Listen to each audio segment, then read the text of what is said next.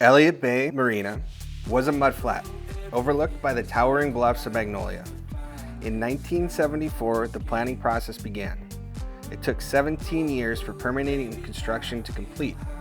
In 1991, the first pleasure boats arrived and Elliott Bay Marina opened her doors. Operationally efficient and aesthetically beautiful, it's difficult to think of a finer marina in the Pacific Northwest. To the south, Rainier dominates the skyline of Seattle. Directly west, the Olympic Mountains block severe weather coming from the Pacific coastline. In all directions, there are never-ending coves, bays, inlets, islands, and picturesque villages to explore. The unique geography creates a climate that is temperate, mellow, and stunningly beautiful.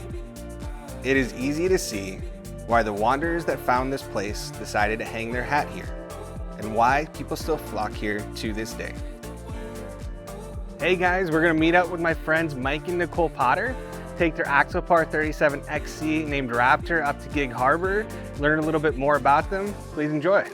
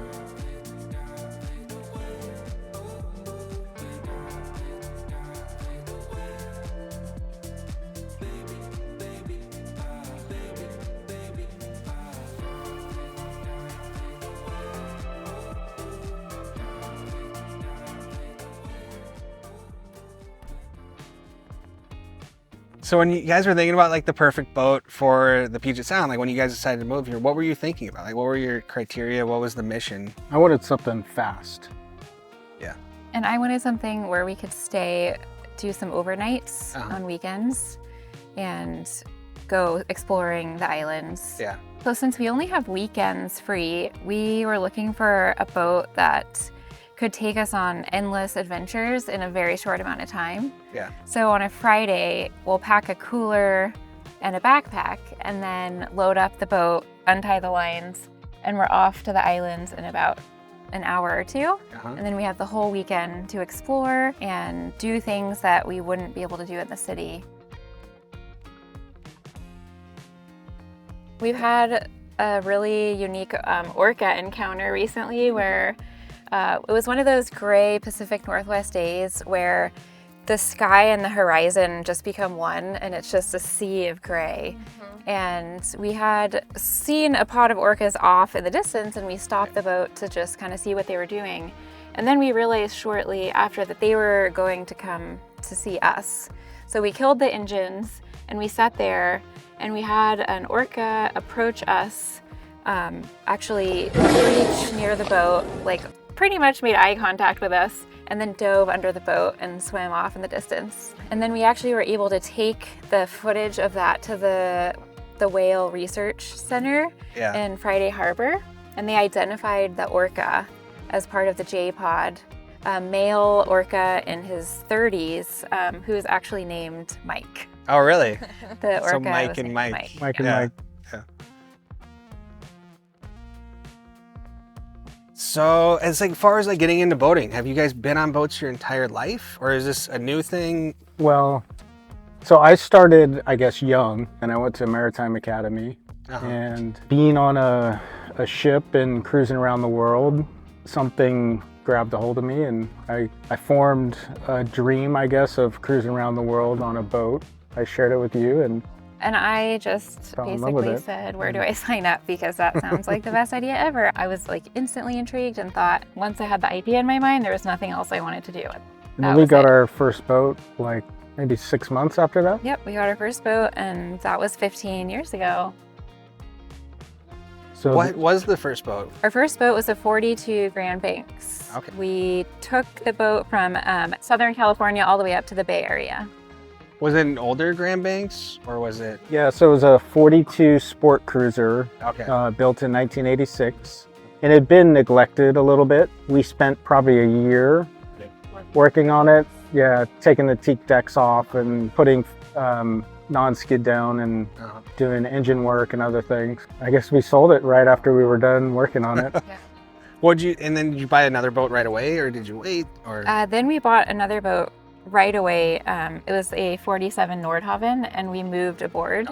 And that was our first time living on a boat. And we lived aboard for about 3 years and traveled around California and a little bit of the Pacific Northwest. Living on a boat, did you find that you took it out less, or were you always moving around on the boat? It's a good question. We did take it out less, probably living aboard, although we tried to have a rule that we would not have someone come pump the boat out. So every week we had to take it to the dock at least. But having a trawler and living on it takes longer to get off the dock and takes longer to get anywhere. And it requires a lot of maintenance that takes up our free time and our weekends. And eventually, after doing that for 12 years, we decided it would be nice to not use our weekends to do boat work. And that's why we ended up with the Axopar. Got it. But I think we bought the boat, we planned on taking off and cruising sooner. So exactly. And then over that 9-year period, I think it was only the 9th year where we really took off for 8 months, I guess, 9 months. And then you were telling me a little bit about a trip down to Cabo and those trips. Like, how would you describe the difference between day boating and like having to do a 4-day trip between ports? Like, what's the biggest difference between, running up to San Juan's for an overnight versus, standing watch? For me, I think so far it feels like the same feeling you get when you're at sea. I mean, the Puget Sound is not necessarily the same as being in the Pacific Ocean, but there are days out here where it feels like it's the same. There's a sea state and there's some winds blowing and it feels like you're at sea. So I definitely feel like I'm getting the same feeling from it, but the work and effort and time it takes to get on and off the dock and to provision for a trip on a trawler is like incomparable to what we have here, because this is just almost effortless, where we just throw on a backpack, pack a cooler, and we're untying the lines like 15 minutes later, and then we're on an island an hour or two later. And we're really, it's the same experience of seeking adventure, but this just allows us to do it in a way that is with less effort and time. Yeah, I think on our 62 Nordhavn, we got to the dock today at 10 o'clock and we were untied in Gig Harbor by 11. We probably would have left the dock at 11 if we got there at 10 with our other boat.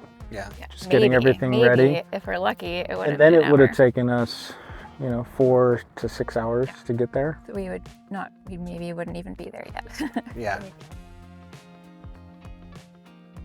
When did Dexter become part of the family? Was he always on the bigger boats, or? Yeah, Dexter, when we got him, he was 8 weeks old, and we lived aboard our 47 Nordhavn, and he's been the best boat dog ever since, and been on every single one of those boats with us and loving life. He's going to turn 12 next month. No. He's very spry for almost 12-year-old. I think boat life has kept him young. Like every weekend he's on an adventure looking for seals or dolphins, or he loves hunting for fish. He loves fish. We actually have to say the F word. We can't say fish because if you say fish, he'll go off the back of the boat looking for them. Yes.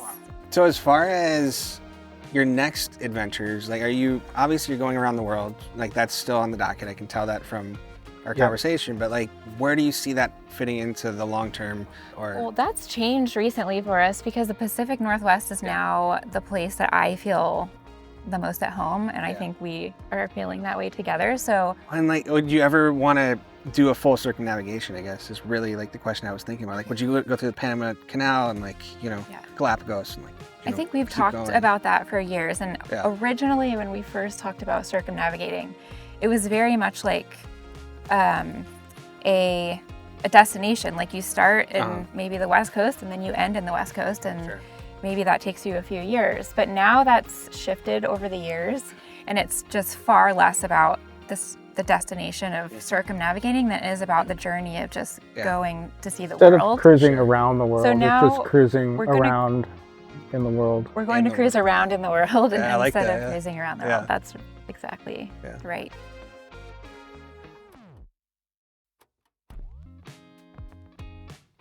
As far as living in the Pacific Northwest and finding a home here, how is it different than other places you visited? Like, how does it actually, how did that come together, and how did you actually feel at home here? Well, the landscape is what draws me. I grew up in the mountains and the forest areas of Northern California, so I feel that it just reflects like my childhood and my home. But then you add the water on top of it, and then that brings in like our life together in the past 15 years.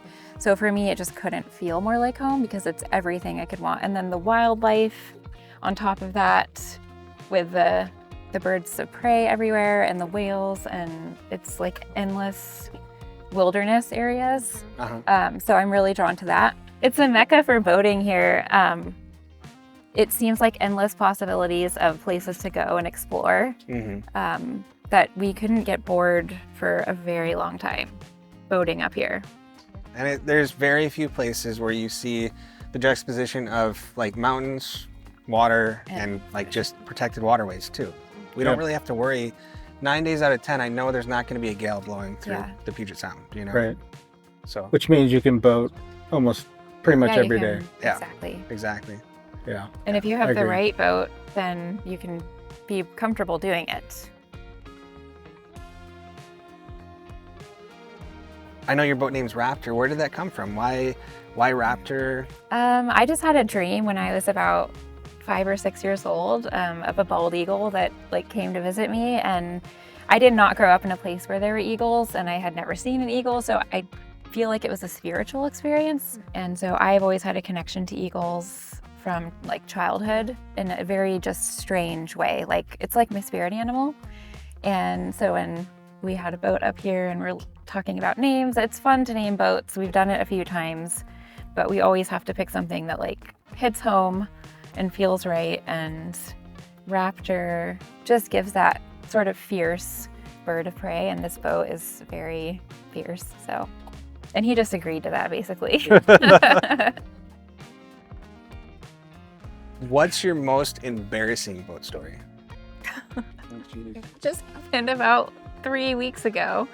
Well, this dinghy that we have on top here, we blew it up for the first time. So we wanted a way to get to shore when we're anchored in a spot just like this. We want to take the dinghy to shore, walk the dog, go for a small hike. So we got this very small dinghy at the boat show, and we're gonna give it a shakedown cruise, and we inflated it with a foot pump. This was it was here on the other side of this island about a month ago, and we inflated it and we kind of tied a line, tossed it in the water, and we were like, all right, let's go. We're gonna head to shore. We had some friends aboard, and we also had another boat that was anchored next to us with more friends aboard. So there were people everywhere, and we basically pull the dinghy in to get into it. Mike gets in first, then I go to get in, and there was just enough of a shift of weight that we weren't anticipating, and it just completely flipped upside down. No. We were fully clothed like this, both had our cell phones in our pockets, completely just upside down, both like heads underwater. We had an audience. We had quite an audience. It was, you know, what, 51 degree water that day or something. Oh, jeez. Had no change of clothes on board, surprisingly. Yeah. But we did have hot water, so we got the hose out. We had a hot shower. Then we had friends anchored next to us who had clothes, so they brought us clothes. And then we realized, you know, that thing is, it's not like a dinghy we've ever had. It's fully inflatable. It's just it has no keel on it. Yeah. The floor is pretty flimsy. Yeah. So we decided in the future then To be more careful. No, we decided to communicate about how we're going to enter and exit that thing. Don't lean on. And thankfully Dexter was not in it because it was our first little shakedown cruise, so we didn't put him in it, and that would have been. Yeah. It turned out to be hilarious. We laughed about it all day. It's because, well, we did have to make a trip to the Apple store immediately after to get a new phone. Yeah. So, yeah.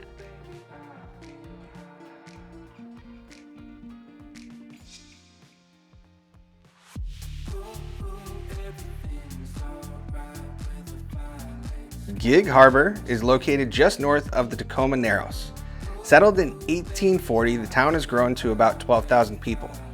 Long before the first Tacoma Narrows Bridge was built and then collapsed in 1940, the town was only accessible by steamship or an arduous journey to the south. Several smaller, privately owned vessels connected the Puget Sound in a web of routes that was known as the Mosquito Fleet. Gig Harbor was one of its primary destinations. Shaped by the fishing, boat building, and lumber industries, this charming town has transformed into a bedroom community of Seattle and favorite destination for locals and tourists alike. It's also one of the favorite places for an overnight or day trip for local boaters. A public dock provides easy access to restaurants, shops, and parks.